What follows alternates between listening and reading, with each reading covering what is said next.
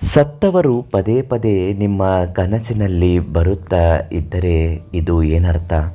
ಇದು ಶುಭವ ಅಥವಾ ಅಶುಭವ? ಪಿತೃದೋಷದ ಒಂದು ಕಾರಣವ? ಈ ಎಲ್ಲ ಮಾಹಿತಿ ನಾವು ನೋಡಬಹುದು. ನಾವು ರಾತ್ರಿಯಲ್ಲಿ ಮಲಗಿದರೆ ಪ್ರತಿಯೊಬ್ಬರೂ ಆಳವಾದ ನಿದ್ರೆಗೆ ಹೋಗುವುದಿಲ್ಲ. ಅನೇಕ ಜನರು ದುಸ್ವಪ್ನವನ್ನು ಕಾಣುತ್ತಾರೆ. ಅದು ನಮ್ಮ ನಿದ್ರೆಗೆ ಭಂಗ ತರುತ್ತದೆ. ಅಂತಹ ಕನಸುಗಳು ಕೆಲವು ಆಧ್ಯಾತ್ಮಿಕ ಪರಿಣಾಮಗಳನ್ನು ಹೊಂದಿದೆ. ಕೆಲವು ಶುಭ ಸೂಚನೆ ಅಂದರೆ ಇನ್ನು ಕೆಲವು ಅಶುಭ ಎಂದು ಹೇಳಲಾಗುತ್ತದೆ. ನಾವು ಇಂದು ಕನಸಿನಲ್ಲಿ ಸತ್ತವರು ಪದೇ ಪದೇ ಬರುತ್ತಿದ್ದರೆ ಇದು ಯಾವ ಸೂಚನೆ ನೀಡುತ್ತದೆ? ನಿಮಗೆ ಇದು ಶುಭವ ಅಥವಾ ಅಶುಭವ ಅಂತ ನೋಡೋಣ.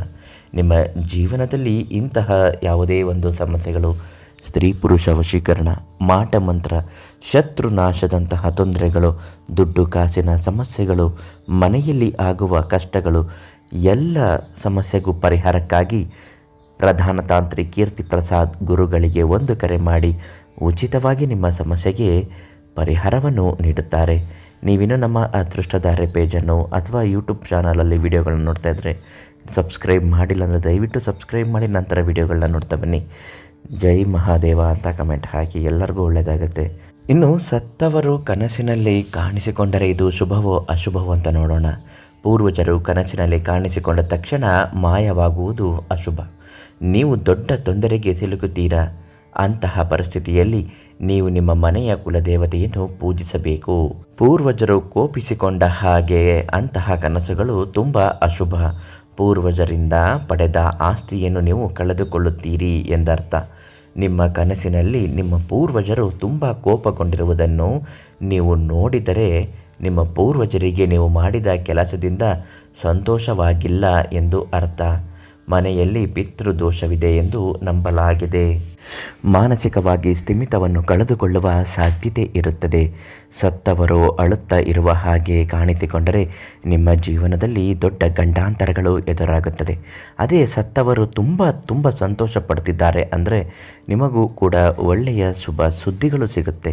ಒಂದು ವೇಳೆ ಸತ್ತವರು ಕನಸಿನಲ್ಲಿ ಬಂದು ನಿಮಗೆ ಬುದ್ಧಿ ಹೇಳ್ತಾ ಇದ್ದಾರೆ ಅಥವಾ ನಿಮ್ಮನ್ನು ಪ್ರೀತಿಯಿಂದ ಮಾತನಾಡಿಸುತ್ತಿದ್ದಾರೆ ಅಂದರೆ ನೀವು ಯಾವುದೋ ಒಂದು ಒಳ್ಳೆಯ ಕೆಲಸದಲ್ಲಿ ಕೈ ಹಾಕಲು ಮುಂದಾಗುತ್ತೀರಿ. ಅದು ನಿಮಗೆ ಒಳ್ಳೆಯದಾಗತ್ತೆ ಅನ್ನುವ ಸೂಚನೆಗಳು ಕೂಡ ಇದು ನೀಡುತ್ತದೆ. ಹೀಗಾಗಿ ಕೆಲವು ಬಾರಿ ಸತ್ತವರು ಯಾವ ರೀತಿ ಕನಸಿನಲ್ಲಿ ಬಂದರೆ ಅನೇಕ ಸೂಚನೆಗಳನ್ನು ನೀಡುತ್ತದೆ.